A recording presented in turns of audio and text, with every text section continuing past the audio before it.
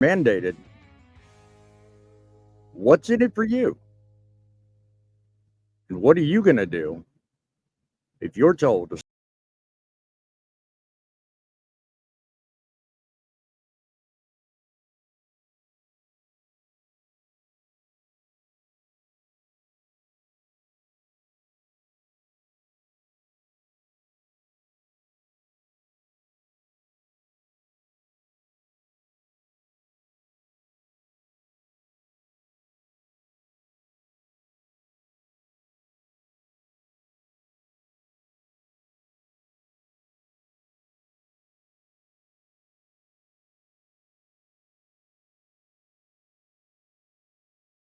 happen?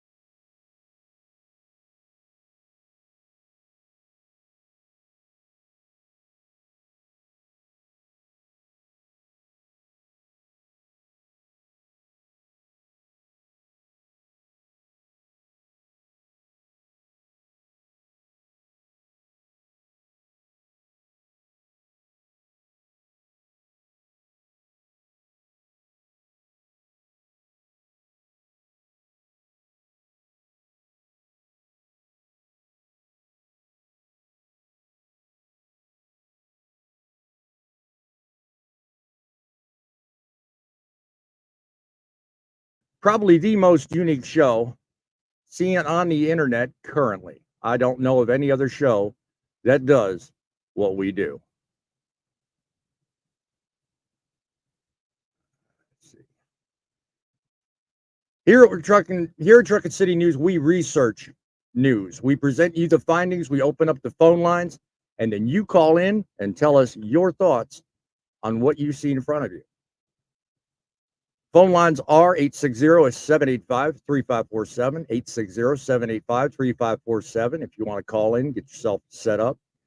You can call us with your take on the story, your findings, or whatever you can fit in 2 minutes or less. If public speaking is a problem, my friend, well, in the end, our silence is our undoing. You then also can get on here on the StreamYard link I have in the pinned comments up there at the top of the YouTube chat and sound off about what you think about trucking today. I'm looking forward to engaging in a great conversation. You can find us on YouTube. You can find us on Facebook. Either way, please give us a hand. Please give us some support. We'd certainly love to hear from you. We're going to start today off with, as soon as I get myself organized, a moment in trucking history.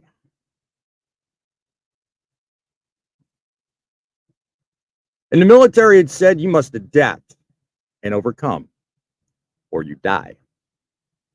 It is in that very concept that I come before you today with an excellent reminder of how that's possible. As an industry, we're confronted with many rules and regulations. Some of them we need, others, well, that's another show.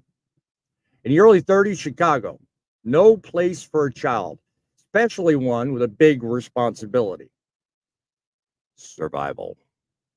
One such child's responsibility was to grow up fast and learn the ways of the world. Learn he did. He worked multiple jobs to support his family. Those he could find, that is. Some included dock walking, others like newspaper delivery, and even landlord at the behest of a family friend. He soon enlisted in the Navy. I mean, obviously, he had to be old enough to do it, but still, it was the undertaking because of the Second World War. He wanted to do his part. So it was through this experience he would learn to adapt and overcome to many more challenges that lie ahead. This man was responsible for the supply engine of the war effort by launching aircraft with no room for mistakes. As the war ended and life steamed on ahead, he would later find himself in the midst of increasing trouble finding solutions to problems that would live way beyond his time. And live on they did. You see him every day on the side walls of trailers all over the place.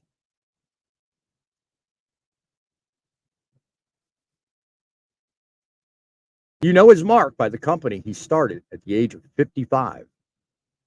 Label master. The thing you see is the flip card style placards marking hazardous materials loads all across the country. It's these very things that were designed by one Abraham Samuels, the name behind the flip card style placards. This is how they got their start. And now you know the rest of the trucking story. We have guests with us today, hopefully to talk about that and many other things. Give us a call, 860-785-3547. Let us know your thoughts as we continue through Today in Trucking. Welcome this grumpy old man that's been with us time in, time out. Has his panache for nocturnal ventures. Welcome, welcome, welcome, grumpy old man. What's your thoughts on placards and my presentation today? Well, I'll be honest with you, placards are a good thing. They really are. I'm glad they were invented. They do help a lot of things whenever things go wrong and things are good. Yes. Also, myself, I don't haul hazmat, so I don't have to really worry about it. But I do believe they are a good thing because, especially for the fire department, whenever they're coming up to take care of problems, an emergency happens.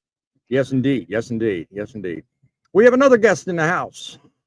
Hopefully, he's with us in spirit and in good mind, good mood.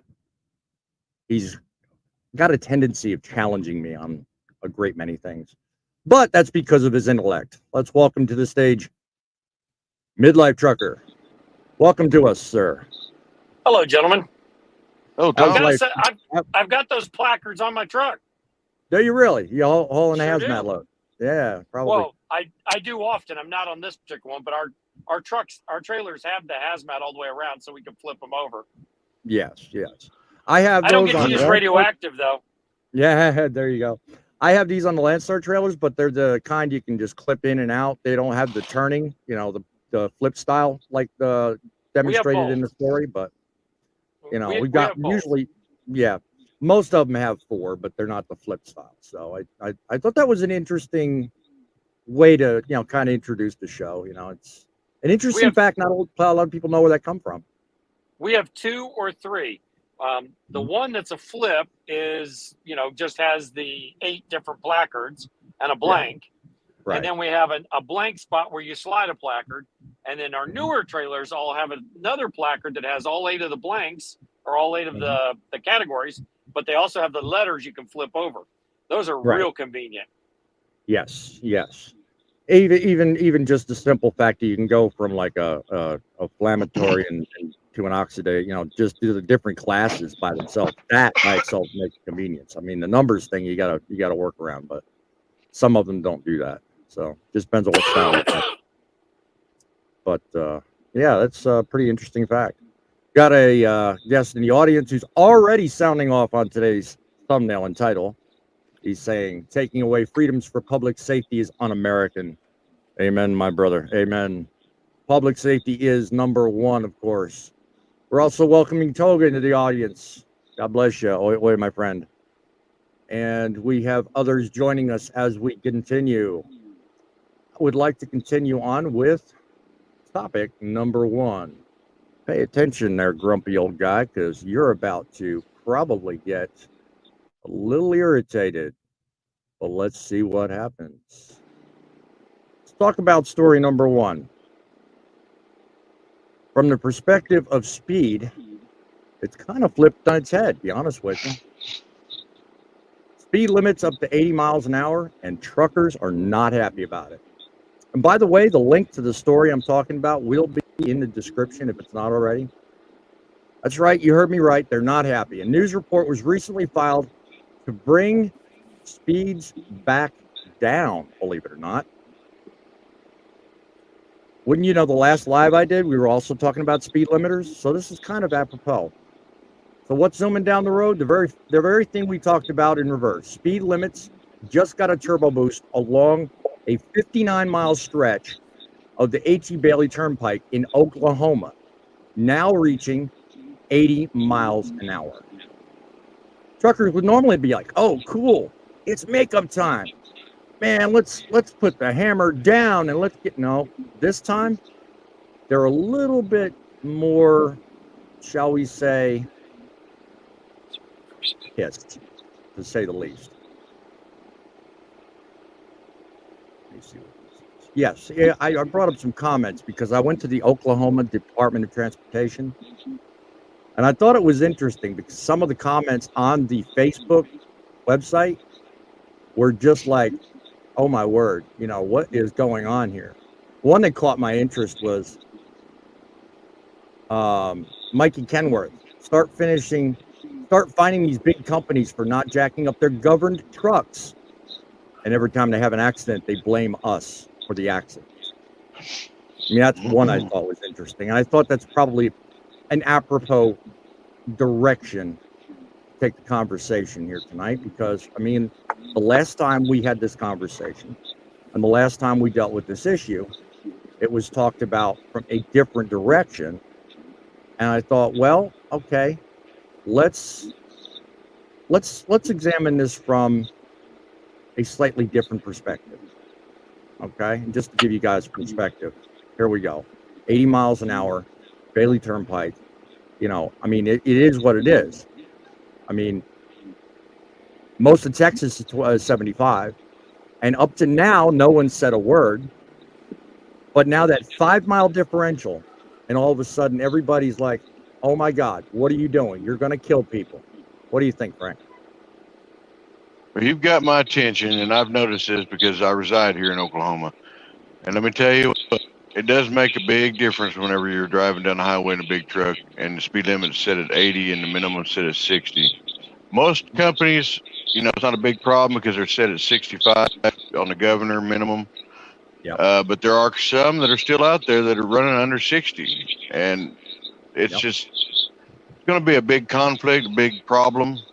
And I feel that, you know, they really need to rethink this and maybe set the minimum at 55 and then lower that, you know, 80 back down to 75. But most of these highways are still, especially that H.E. Bailey, are still mostly 4-lane highways. So that resolves in a bigger problem. Now with the Turner, they just got it to where they're starting to where it's going to be 6 lanes all the way through. But it's a slow project. It's going to take a lot of time. Yeah, well, every project takes time. I mean, you can't really just, you know, but every decision about whether it's a project, a rule, or, you know, a decision like the speed limits on that particular turnpike, they all have their consequences. And one of the consequences that a lot of people are pointing out is, you know, not every one of the rigs that get onto these turnpikes are capable of reaching speeds of 80 miles an hour. And you brought up a good point the other night, Tom, and you made it known that, you know, that is incredibly unsafe, and a lot of trucking companies are going to start bowing out from some of these highways should this go on. What's your thought? The signs are really clear on I-44 and also, say, Highway 130 here in Texas. The signs are clear. It says 80, 85 miles an hour, 60 mile an hour minimum, and it says no tolerance. If you can't meet either one of those two things, it's a ticket. Don't get on. Meet the 60 mile an hour, don't get on that highway. It's not that hard. Yeah, because I remember you brought up the minimum issue. Some states are liberal on that. They don't care, you know, and in fact, a lot of people, when they train newer drivers today, say if you're not able to keep up the minimum because you're overweight and going up a hill, put your hazards on. It's different when you're going up a hill. If you're consistently driving down the road, especially a flat road like I-44 or Highway 130 in Texas, if you're consistently going down a flat road and you can't maintain minimum speed, Mm-hmm. shouldn't be on the road. Sight them, get them out of there. Yep. Kind of makes sense. I mean, it does kind of make it a very unsafe environment. I mean, hell, there's some companies with really low set speed limits. With limits, at 60. I dare say I've run across many. I don't know if that's their governed speed or if that's just their cruise at the moment. I don't know. But, even on regular speed limits, like 70 going up and down the Midwest, it's very common speed. I When get diesel annoyed when I prices get hit- behind somebody. When diesel prices hit $5 a gallon, everybody was doing 62, 65 miles an hour. Yeah. Heck, half of them couldn't afford it to go any faster. Yeah. I mean, my thing is my sweet spot anyway is 68, so I personally don't like driving a truck limited at less than that, but that's just my preference, mind you. I haven't really noticed a huge difference in fuel mileage, 68 versus 62. So I'm not one to pose that argument. I mean, the only way I think, like you, Tom, is that it is very dangerous when you have a huge differential in speeds with cars versus speeds with trucks. There's I more don't think interaction. you got the wrong person, because I don't think it's dangerous. Well, I think we talked about it, and I think we agreed to disagree on that fact. But I think where we did agree, I watch way too many trucks going down the road at 60, 65 miles an hour on this 85 mile an hour speed limit on 130. For some reason, they just don't get plowed into. I don't know. Maybe the car's got a little bit of sense. I think where we agree to disagree is the rate at which it is dangerous. I think that we did agree on.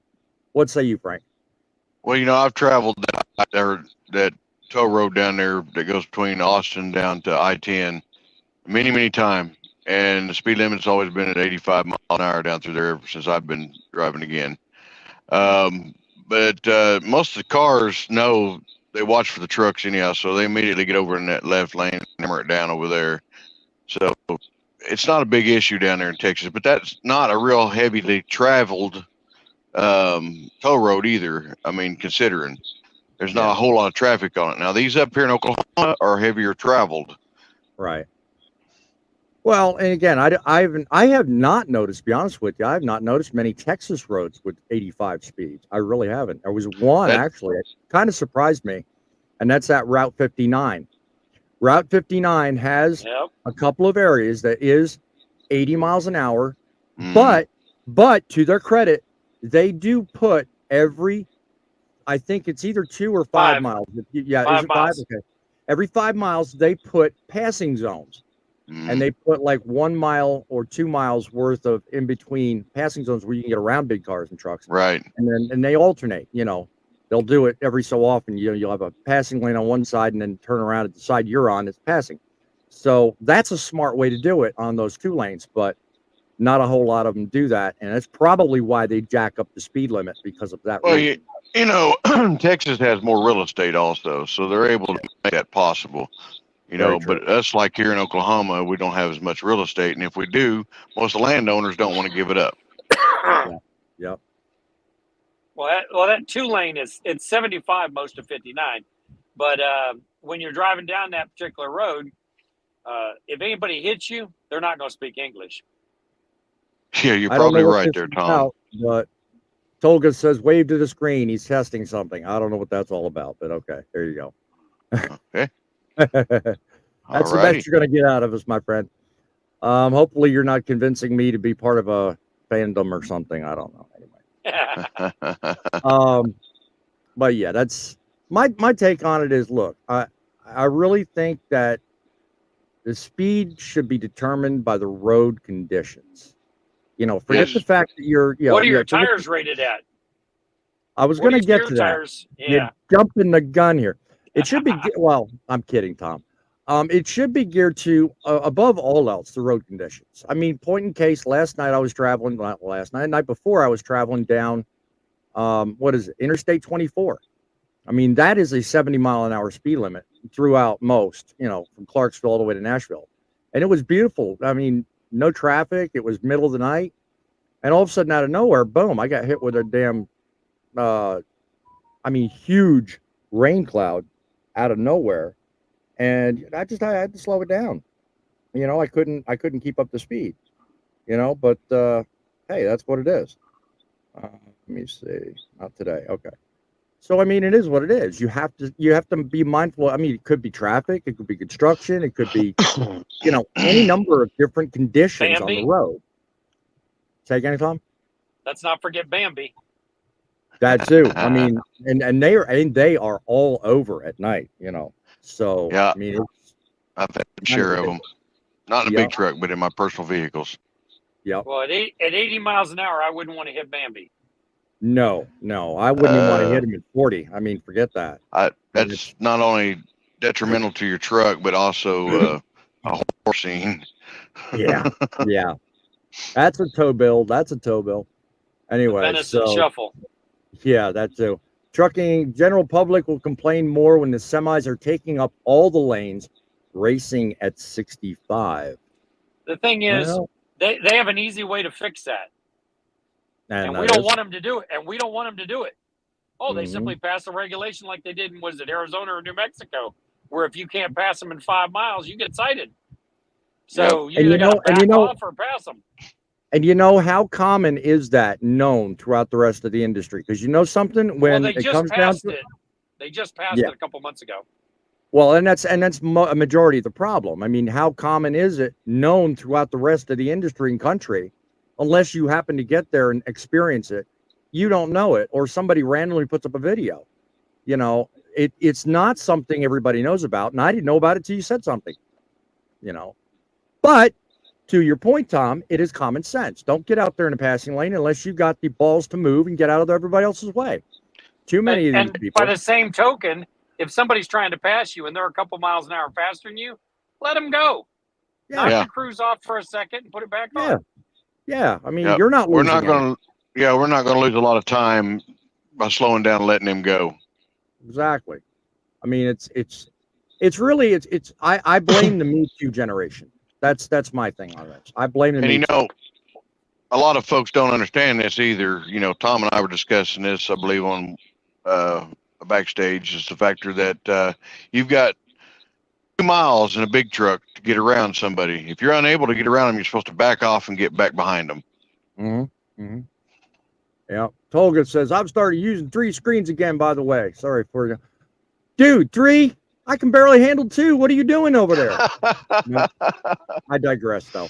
On to story number 2, folks. I think we're making some good progress, and it matches well with story number 1. So, without further ado, let's talk about what else is in the news. Speed limiter mandate, of course. We have today, give me 1 second while I scan ahead. We have today, up in arms, something called the Drive Act. It's been deliberated for a while now that they want to pass a nationwide mandate on speed limiters being installed in trucks made after a certain year, and even retroactive back to certain trucks that can accept that technology. It was introduced by Representative Josh Gledson and Senator Steve Daines. They're putting in an opposition measure aimed to prevent the FMCSA from doing just that. The link in the story down below expresses a lot of information and concern over the recent support for mandates to speed limiters. All right? It's growing in opposition, and it expresses concerns about the potential negative impact of a speed limiter mandate. Such concerns being raised are increased productivity. Now, hold on a minute, because I want to see what.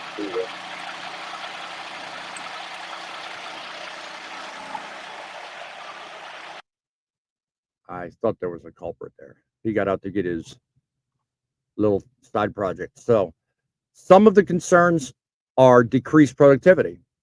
increasing transit times, potential safety risks associated with the differentials, the very thing that Tom and I didn't agree on, between commercial vehicles and others on the road. Early on, before this mandate was pushed through Senate, there was an open comment period. It was said 15,000 people commented in response to the implementation of a speed limiter mandate, and a majority of them came back with negative or opposing views on this very bill. So the Drive Act and these two representatives, Josh Brennan and Steve Daines, are looking to those and others to actually prevent FMCSA from getting this law through. Despite this, they're having issues. But, to say the least, here's their progress so far. Right, during the workshop here, what can you tell us about that? It was brought up because they always get reports in the committees from FMCSA and National Highway and a couple other groups, but it was brought up that there'll probably be, as far as on the FMCSA side, there probably won't be any ruling or anything come out on speed limiters till this year.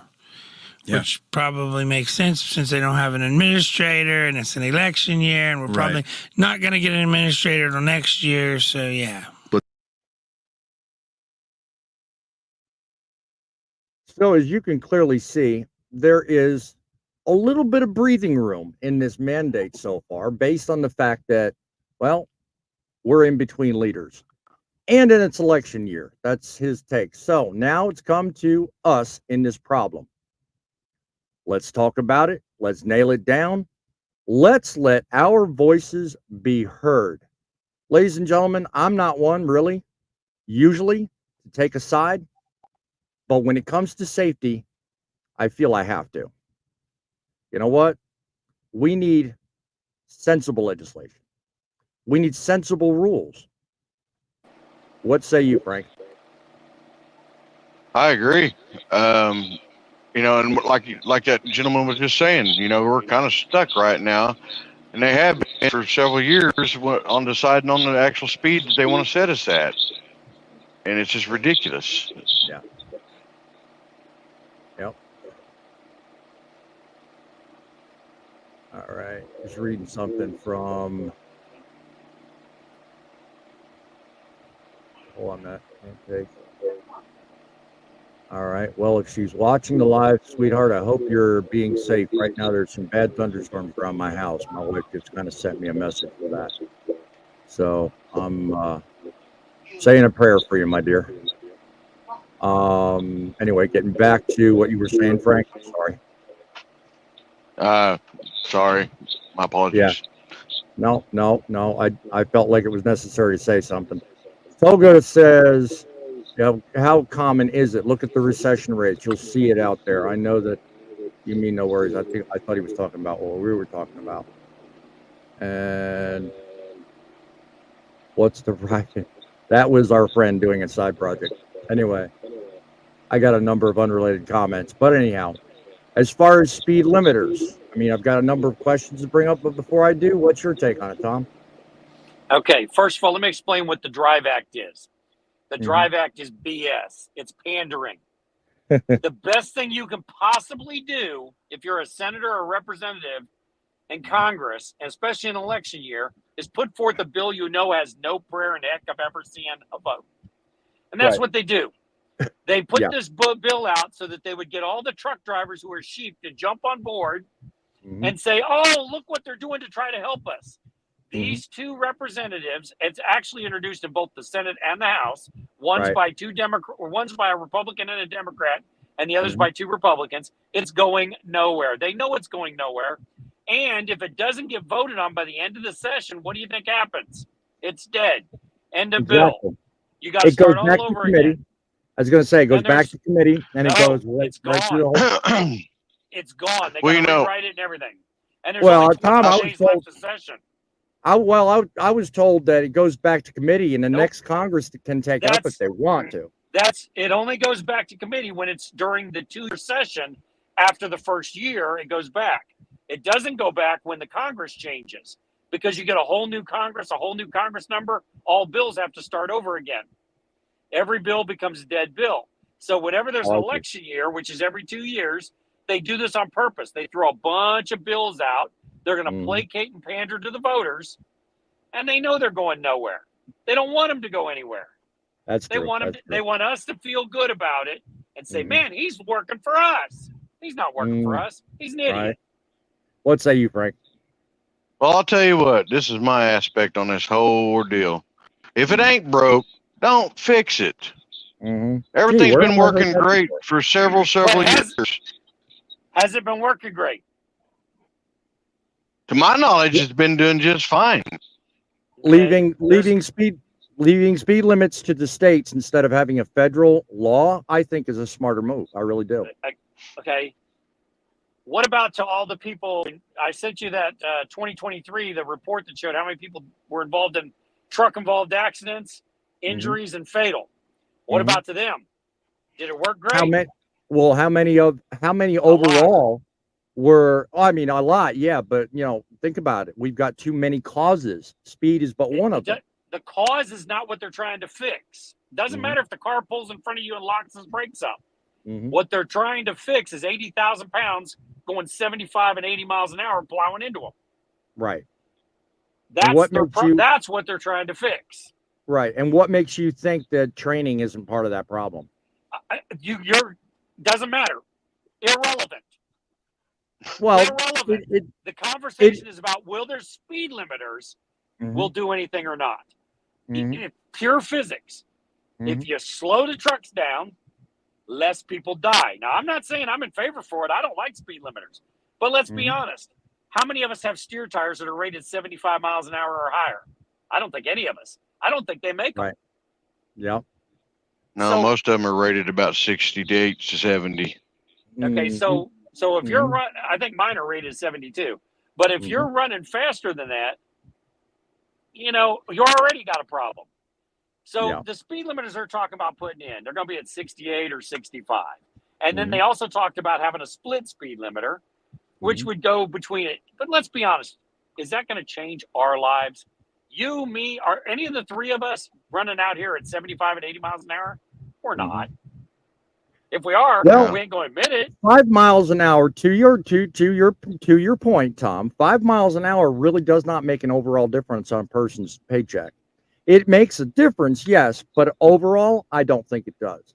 You're not gaining anything. You're not getting anything. Will it make a difference?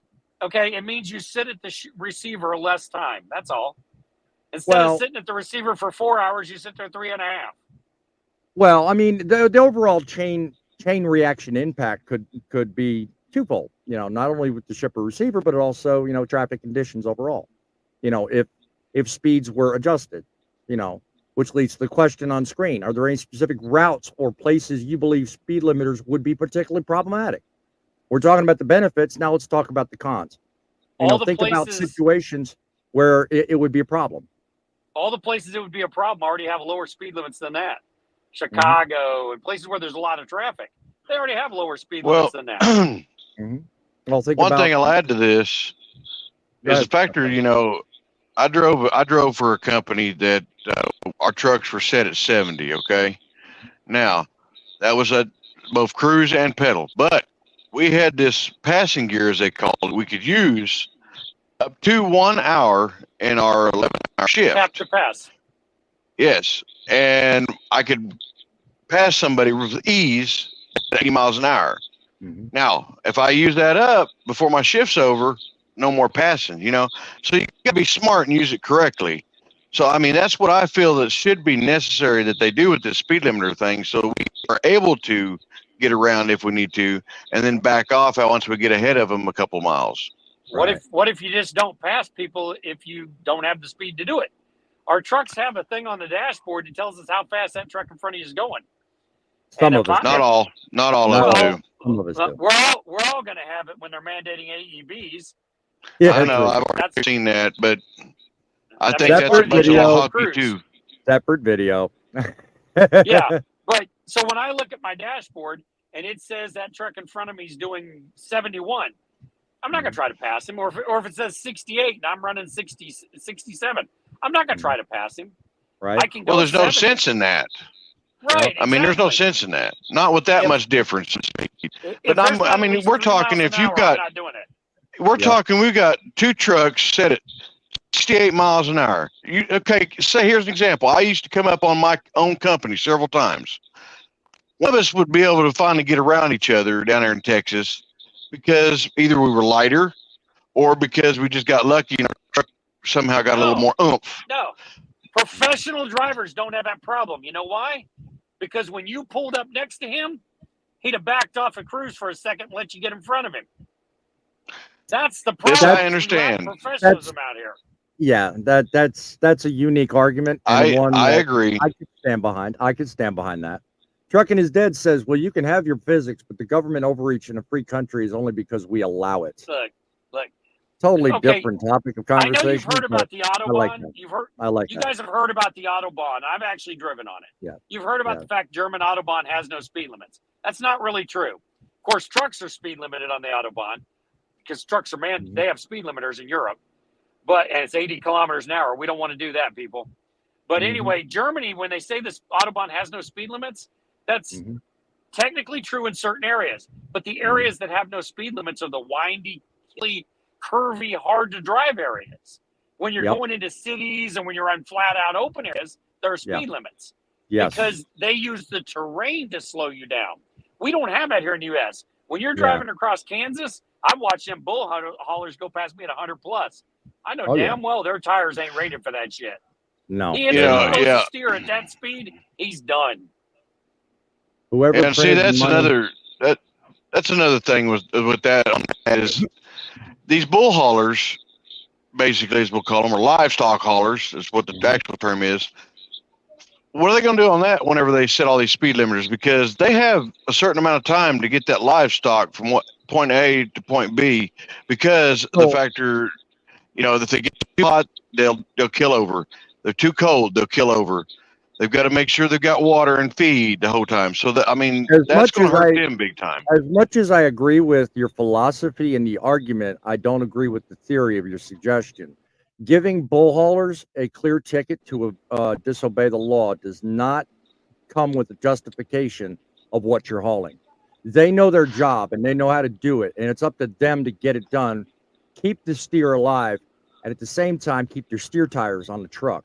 Well, see, that's also another thing. They have a different type of ELD logging that they have to go by compared to us normal drivers. I did ask one driver and find You that mean out. they unplug it? I've You mean. never- That's what you mean.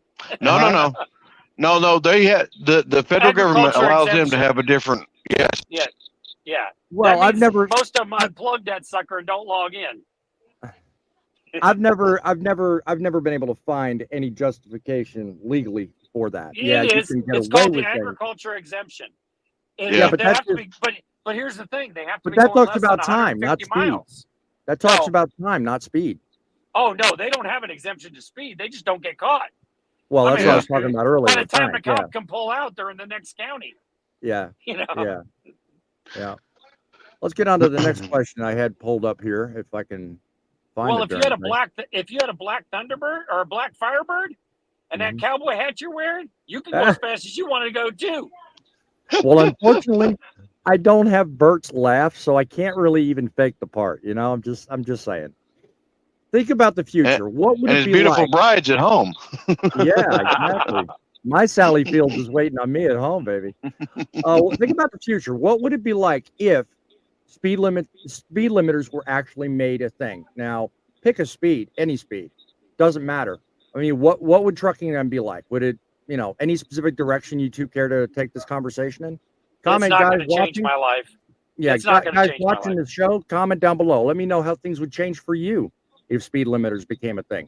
Because it may be on hold now, but man, I'll tell you what, it ain't gonna be long after this next election. They're gonna put through stuff again. We are gonna be faced with this. What say you, Frank? Seeing how I'm pretty much just driving because I just, with the owner op or at least purchase, it's not worth it to me right now. It's not going to affect me really at all because the factor of it is my companies are going to start figuring out, okay, he's got this much time. We're going to go off and give him this much time to get there. So, it's not going to really affect me, the driver, personally, because working for somebody else, driving their equipment. Right. Well, if you're a company driver, that's probably the common way of looking at it. But someone like yourself, Tom, what would be your thoughts on this? I'm also a company driver, but it's not going to change my. It's I not thought going to you were change. owner operator. Okay. No, it's not going to change my life because. Okay, let's say they set it at 60 miles an hour. So what? It just means less time sitting at the receiver when you get there, or less time at the shipper. Right. We're not talking end of the world, because most of the time, if you actually take however many miles you drove today, divided by the number of hours you worked, I promise you were not doing 68 miles an hour or 70 miles an hour, whatever your governor said at. Well, your speedometer. What do you do? 600 miles in a day? I was going to say your speedometer, if you've got one of your speedometer, if you've got one of those newer trucks today, tells you exactly what you're talking about. It gives you an average speed over gross amount of miles. You can set it and reset it all you want, but you're truly never going to get to your destination with 75 as an average speed, because in order to do that, you have to travel faster than that for longer periods of time, and it's just not possible, especially with a truck rated at 75 miles an hour. So, to your argument, Tom, you are certainly dead on that one. Yes. If safety is indeed the thing, are there alternatives when it comes to an alternative to setting a national speed mandate? I mean, what if I told you Georgia's working on an alternative? And what would that be? I'm interested to hear about that. Georgia's working on a truck-only lanes, separated with a concrete divider. I believe it's going to run from the outskirts of Atlanta to Macon, or it's in that area. You can look it up and read the news stories on it. They're going to. Of course, it's going to take them, forever to get it done. Right. And by the time they get it done, it'll be so obsolete it won't be funny. But they're looking at having truck-only lanes where no cars can go in those lanes. And, of course, we won't be allowed in the other lanes. Right. And it'll be 2 lanes for us and have a concrete divider between us and the other lanes. So, in fact, what you're talking about, what Georgia's planning, is the same thing as the theory behind the Jersey State Turnpike going from the Maryland border up to New York. They've got sections of the Jersey Turnpike that's cars only and trucks only. But cars are allowed on the truck side. Right. And California actually has that in a couple places too. As you're going out there, you'll encounter places where trucks are only allowed to go on the one side and the road splits. But the thing is, cars are allowed over there. The one they're doing in Georgia is going to be commercial vehicles only in those lanes. It'll only be 26,000 pounds or greater. I see. So and they're not planning on making us pay a toll or something to use that? Georgia has no toll roads. They only have toll lanes. And this is not supposed to, they are not going to implement a toll road. Yeah, okay. That was going to be my next statement. Yeah, they've got the express lanes, which the cars have the Easy Pass and the Peach Pass or whatever it is. And that's actually privately run. Yeah, is it? Didn't know that. Yeah. See, they learn a nugget every day. They lease the land. They lease the lane from the state. Right. For Peach Pass. And then they also have HOV lanes, which we can't go in either one of them. And there's a really good reason we can't. By the way, in Texas, you can use the express lanes. You cannot? Texas, you can't. No, Texas, you can. Okay. Except for the HOV. We don't like the HOV. Georgia, trucks are forbidden, and there's quite a few other states where if you're caught in the express lane, you're fined heavily. Well, if you get in the express lane in Georgia in a semi, you're in trouble because the bridges ain't going to make it, and neither are the curves on the overpasses.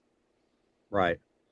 But in Texas, you actually can use them, and they even have signs sometimes. A couple of the digital signs, when there's not a lot of traffic in them, will say truck okay, express lane. Right. And same goes for Colorado on 25. They've got that silly toll lane up there on the inner lane and a lot of it. Okay. Yeah. I'm catching up on comments a couple of minutes ago. Trucking's dead. Some will stop driving and the rest will slow down. That's probably a reference to our earlier question. Appreciate you answering that. And Tolga says, he said blackbirds, by the way? I don't know what he's talking about. No speed limits for that, babies in the battlefields. I don't know what he's talking about. That he's probably referring to when Tom was talking about the Smokey and the Bandit deal earlier. Firebird. Oh, yeah. Tolga, that's a great movie if you can find it. Look up for Smokey and the Bandit. Burt Reynolds and Jerry Reed. Those are your guest stars. Great American classic about trucking. And trucking is dead says I do my driving at 60. There you go. There's another one. And he's not cleaning anything off the back of his bumper either. Yeah, right. There you go. And yes, to my wife who may be watching, yes, I got both your messages. Thank you. Everybody's in good shape, so I'm happy to hear that. Yeah, I overnighted in Kinston the other night, and nobody brought me a plate of that good food you were talking about. Yeah, shame on me, right? I didn't pay the courier enough. That's the problem, you know. Courier was hard to bribe. You know what I'm saying? Told us his movies, sir. I was in them, but anyways, interesting fact. I'll bear that in mind next time I need somebody for a movie second. Indeed. Let me see. Let me get on to our next question. As it pertains to speed limiters, some of you may remember a couple of days ago, I did a short segment, one of my trucking history segments, on the double nickel.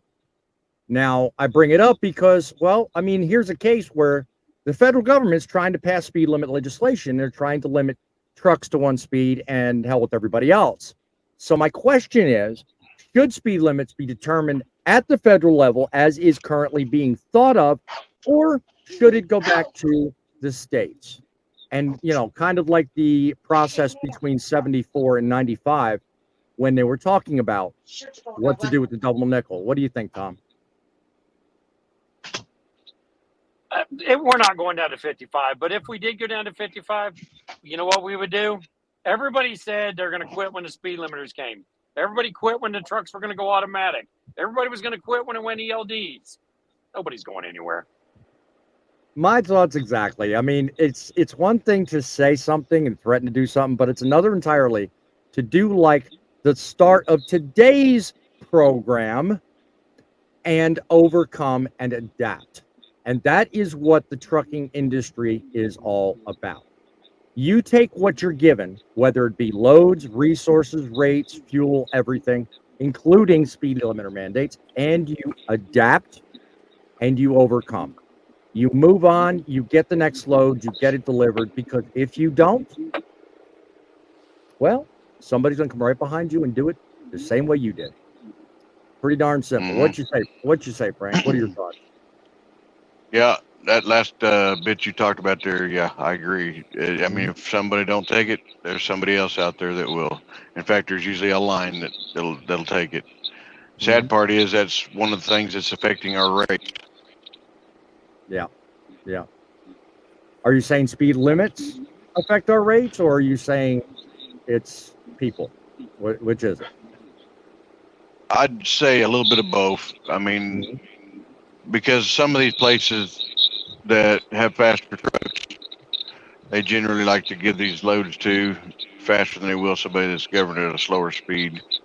Unless you're a big company, of course. Yeah. You know what? There's not a whole lot of evidence to that, but I see what you're saying.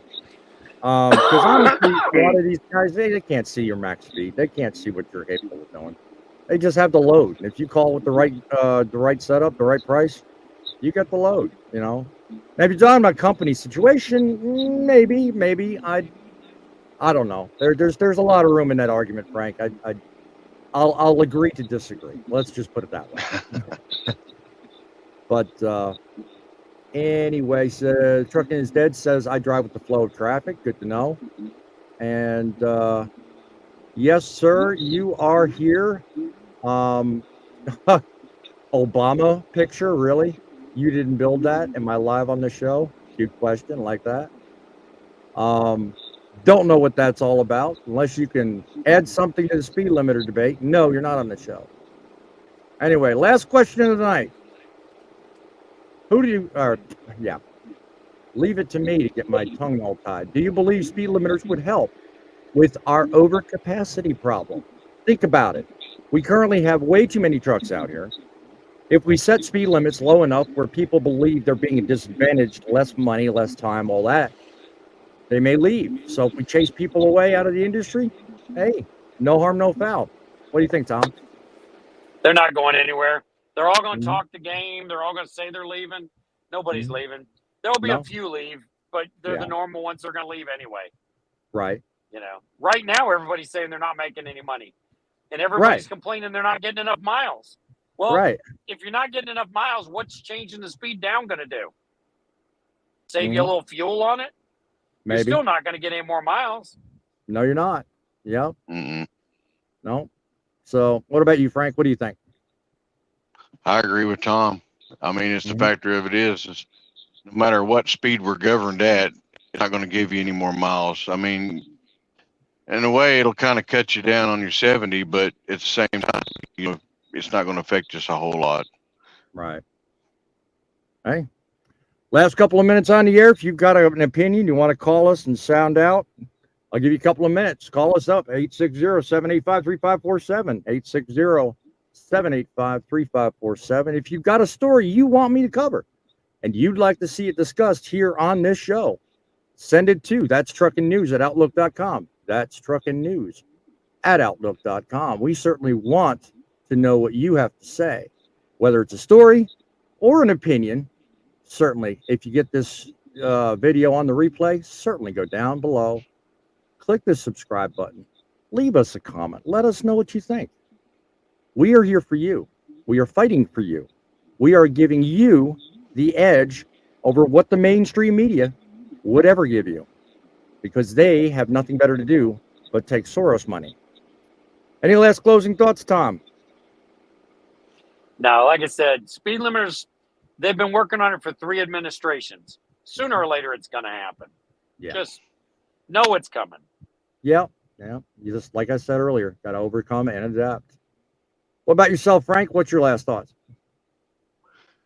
Well, I just basically will say this: whatever they post and make us do, we're gonna have to do it one way or the other.